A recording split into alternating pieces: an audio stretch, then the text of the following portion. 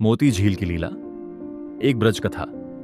वृंदावन की पावन भूमि, जहां हर कण में कृष्ण बसते हैं, जहां हवा भी बांसुरी के स्वर सी लगती है और धूल में राधा के चरण चिन्ह झलकते हैं। इस भूमि की महिमा वही समझ सकता है जिसका हृदय भक्ति में भीगा हो, जिसका अहं गल चुका हो और जिसकी आंखें प्रभु स्मरण में छलक उठती हों। ऐसी ही एक मधुर कथा है मोती झील की। कथा उस समय की है जब श्री चैतन्य महाप्रभु ब्रज भूमि पर पधारे।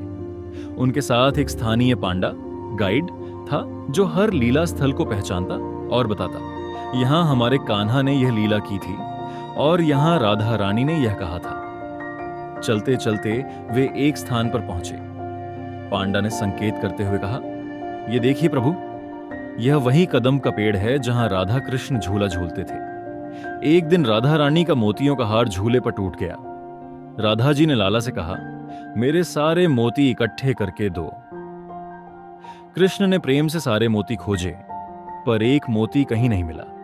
उन्होंने अपनी बांसुरी से भूमि खोदनी शुरू की और जहां वह मोती गिरा था वहां एक झील बन गई। वही झील आज भी मोती झील के नाम से जानी जाती है। पर राधा जी जिद पर थीं, मुझे मेरा अंतिम मोती भी चाहिए।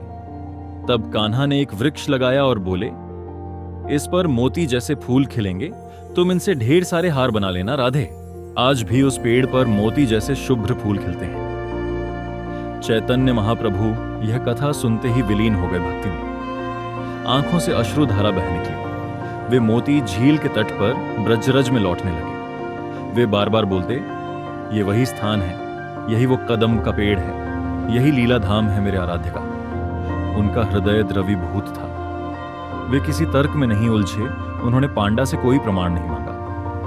भक्त का धर्म है श्रद्धा।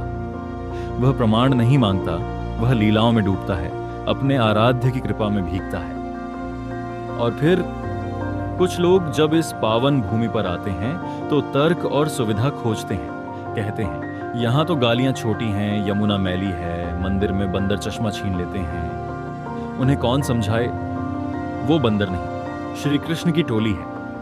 कुछ सिद्ध महापुरुष हैं जो वानर रूप में ब्रज में वास करते हैं और कभी कभी खुद लाला भी बंदर बनकर अपनी लीला करते हैं। ब्रजभूमि को मत समझो किसी तीर्थ के जैसा।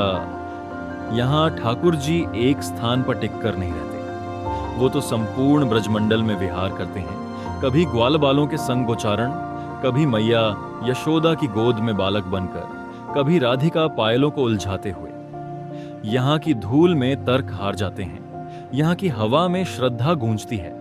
यहां की हर शाखा पर कृष्ण लीला खेलते हैं। ब्रज का मार्ग प्रेम का मार्ग है, श्रद्धा, समर्पण और भक्ति का मार्ग है। और इस मार्ग पर चलने वाला चाहे अनपढ़ हो, पर ईश्वर से साक्षात कर सकता है। जहां विद्वान बहस करते हैं, वहीं भक्त मोती झील की कथा सुनकर रो पड़ता है। हे गोविंद, राधे राधे।